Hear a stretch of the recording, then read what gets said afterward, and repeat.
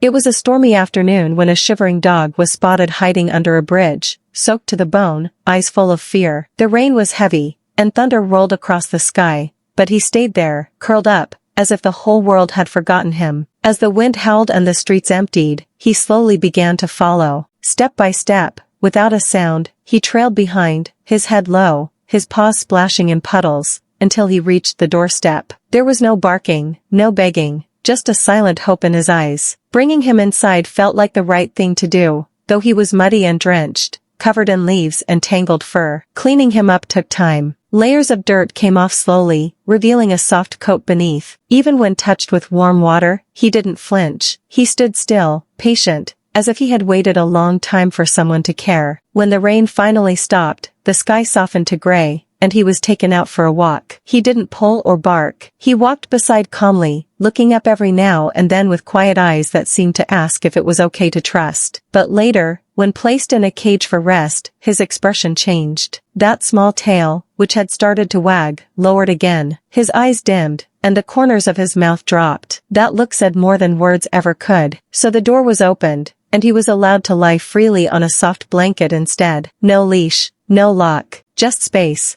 And he stayed, peacefully, without causing any trouble. He understood boundaries, knew how to be gentle, and greeted every hand with a soft nose and kind eyes. There was no doubt, he had once known people, maybe even loved someone, maybe once, he belonged somewhere. When the idea of finding him a new home came, preparations began. He was guided into the cage again, this time gently, and he walked in without resistance, as if he sensed something was happening. That night, calls were made, spots were confirmed, and everything was arranged. A rescue center was ready to welcome him. The next morning, he wagged his tail, excited and cheerful, like the world was starting to feel a little better. But on the drive there, glances were exchanged through the rearview mirror. Something in his eyes looked unsure, not scared, but uncertain. At the shelter gate, he hesitated. His paws stayed still for a moment before stepping forward. His head lowered slightly, his tail slowed, and that spark in his eyes dimmed just a little. He was trying to be brave, but it was clear, he didn't want to go. Back at home, the house felt quieter. The blanket he slept on was still warm.